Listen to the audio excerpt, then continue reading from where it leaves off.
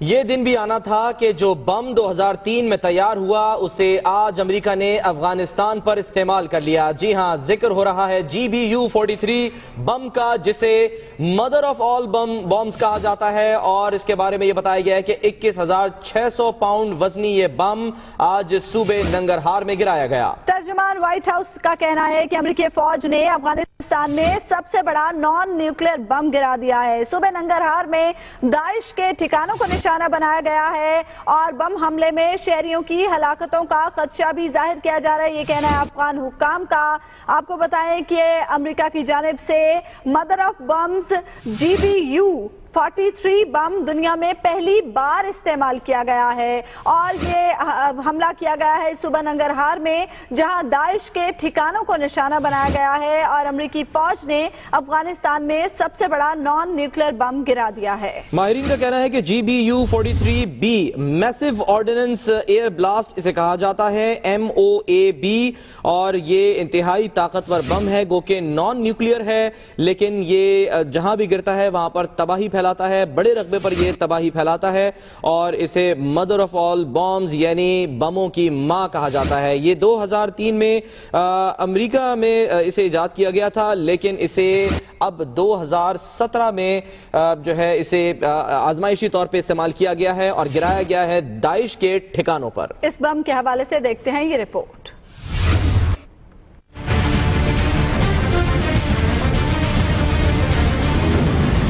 Pentagon کے ترجمان Adam سٹم کی جانب سے جاری بیان میں کہا گیا ہے کہ امریکی فوج نے افغان صوبے ننگرہار میں پہلی مرتبہ GBU-43 بم گرایا ہے۔ ترجمان کے مطابق بم حملہ پاک افغان بارڈر کے نزدیکی علاقے اچن میں موجود غاروں پر کیا گیا۔ GBU-43 غیر ایٹمی بم ہے، جس میں 11 ٹن دھماکہ خیز مواد موجود ہوتا ہے۔ امریکی فوج کی جانب سے اس بم کا استعمال کسی بھی محاذ پر پہلی مرتبہ کیا گیا ہے۔ اس بم کو مدر آف آل بمز بھی کہا جاتا ہے۔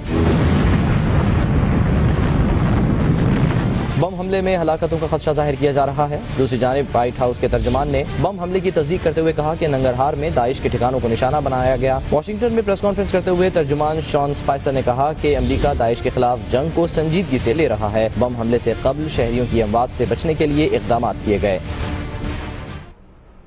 تو جیسا کہ رپورٹ بھی آپ نے دیکھی، امریکہ نے پہلی بار افغانستان میں سب سے بڑے نان نیوکلیر بم کا استعمال کیا ہے۔ اسی حوالے سے بات کرنے کے لیے ہم نے رابطہ کیا ہے lieutenant general retired Ghulam Mustafa صاحب سے۔ جنرل صاحب، اس بم میں 11 ٹن بارودی مواد استعمال کیا گیا ہے، اسے کتنی تباہی ہو سکتی ہے، اور اس بم کے بارے میں مزید کیا بتا سکتے ہیں آپ؟ جی، یہ 2003 میں امریکہ نے اس کو ڈیولپ کیا تھا۔ GBU-43B ہے یہ، اور جو نام ہے اس کا میسو آرڈیننس ایئر بلاسٹ MOAB، اور وزن اس کا ہے 21,600 کلو گرام۔ یہ ہوا میں پھٹتا ہے، اتنا میسو ہے کہ یہ آکسیجن لے لیتا ہے سارے ارد گرد۔ جو غار میں اندر جو لوگ بیٹھے ہوتے ہیں وہ سانس گھٹنے سے مرنا شروع ہو جاتے ہیں۔ یہ جو سب سے چھوٹا جو نیوکلیر بم آپ سمجھ سکتے ہیں، یہ اتنا ہی تقریباً پاورفل ہے یہ، اور یہ پہلی دفعہ استعمال ہوا ہے۔ یہ بدقسمتی یہ ہے کہ افغانوں پہ استعمال کیا گیا ہے۔